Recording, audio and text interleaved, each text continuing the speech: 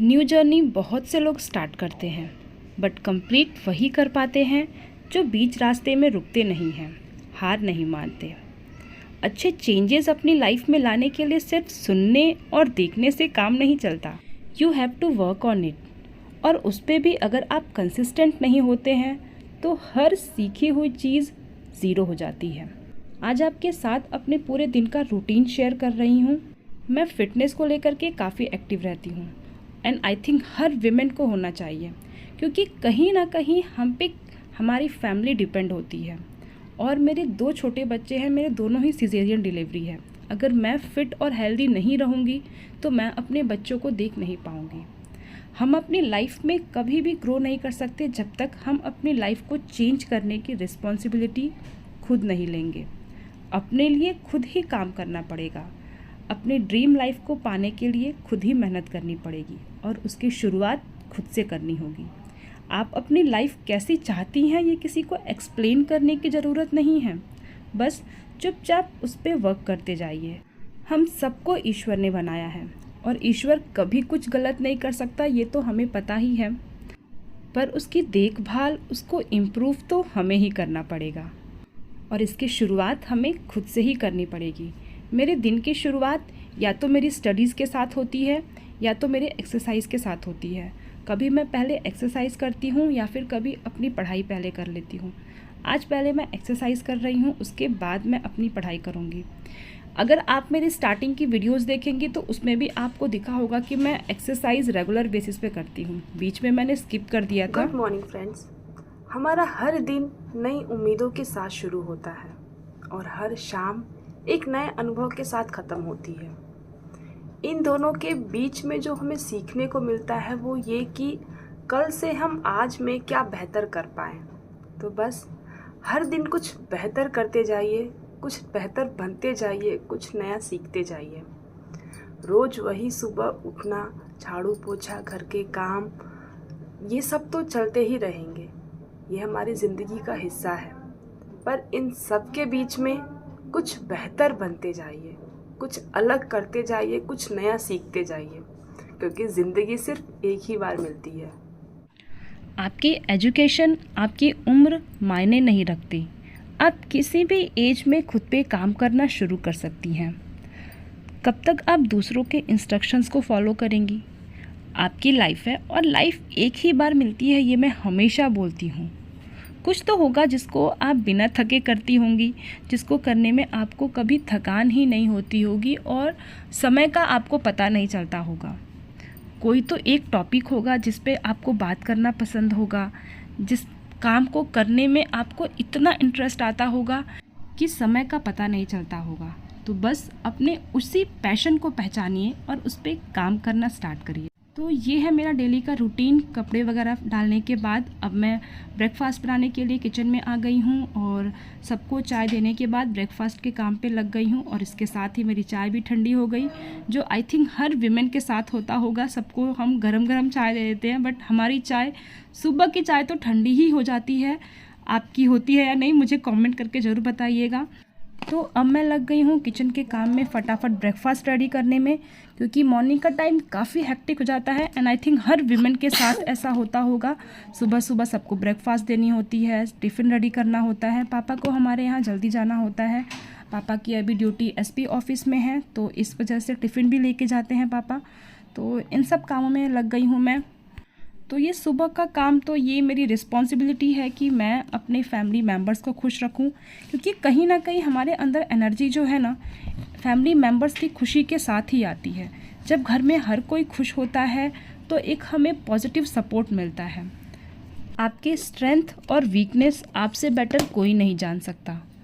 हम सबको पता है कि हम किन चीज़ों में स्ट्रॉन्ग हैं और किन चीज़ों को हमें इम्प्रूव करने की ज़रूरत है। अपनी पर्सनालिटी में चेंज लाने के लिए हमें खुद ही खुद का एजेंट बनना होगा। तो इन सारी चीज़ों के साथ साथ खुद पे काम करना मत भूलिए। 2 रोटी आपको खाना है और 3 रोटी मम्मा को खाना है। तो मुझे अभी कितना रोटी बनाना पड़ेगा? 1 2 3 4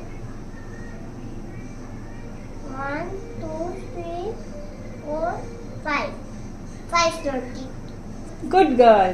पोटैटो, टमाटो, कैप्सिकम, बटरगर, ब्रिंजल।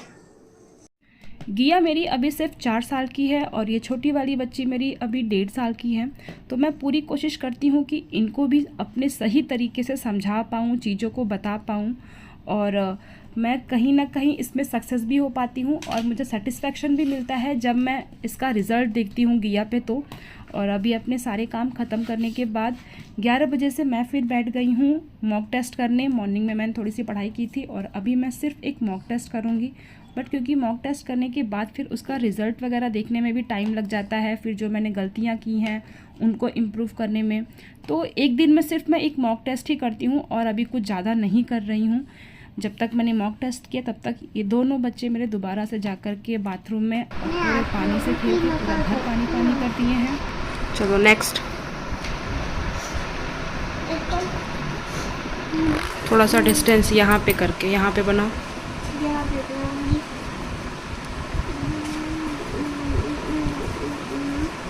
नेक्स्ट। बना रही हूँ ना। हाँ अच्छा बनाई हूँ। देखो ये इसके 2 लाइन के नीचे क्यों गया? थोड़ा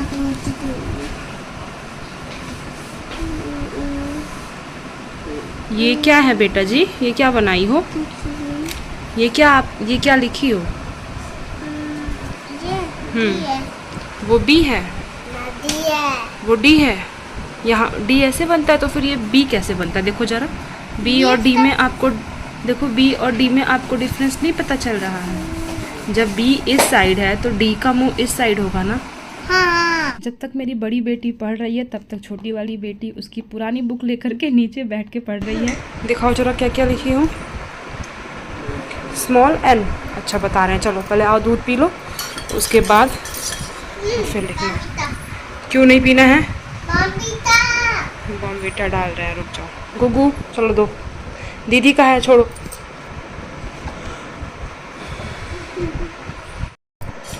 मम्मा की रोटी गोल गोल, पापा का पैसा गोल गोल, दादी की बिंदी गोल गोल, बाबा का चश्मा गोल गोल, सारी दुनिया गोल मटोल। चलो आओ फटाफट आओ, लेट मत करो। तो बच्चों को भी मैं ऐसे ही मैनेज करती हूँ, उनके साथ एंजॉय करती हूँ, खुद भी बच्चा बन करके उनके साथ मस्ती और डांस करती हूँ। शाम के कपड़े हैं ये, शाम के कपड़े सारे फोल्ड करने के बाद अभी मैं नीचे आई हूँ, थोड़ा नीचे का रूम भी सिस्टमेटिक कर दूँ। बिकॉज़ बच्चे छोटे हैं तो पूरा दिन घर मैशी करके रख देते हैं, चाहे मैं कितना भी सफाई कर लूँ। तो अभी फिर भी एक बार ठीक कर दे रही हूँ कि पापा अब इस टाइम आएंगे तो घर थोड़ा बहुत ठीक ठाक करके अब फिर मैं लगूँगी रात के डिनर के लिए किचन में। और जब तक पापा आएंगे तब तक ये लोग फिर से घर पूरा गंदा कर देंगे, एक बार फिर से मुझे करना ही पड़ेगा।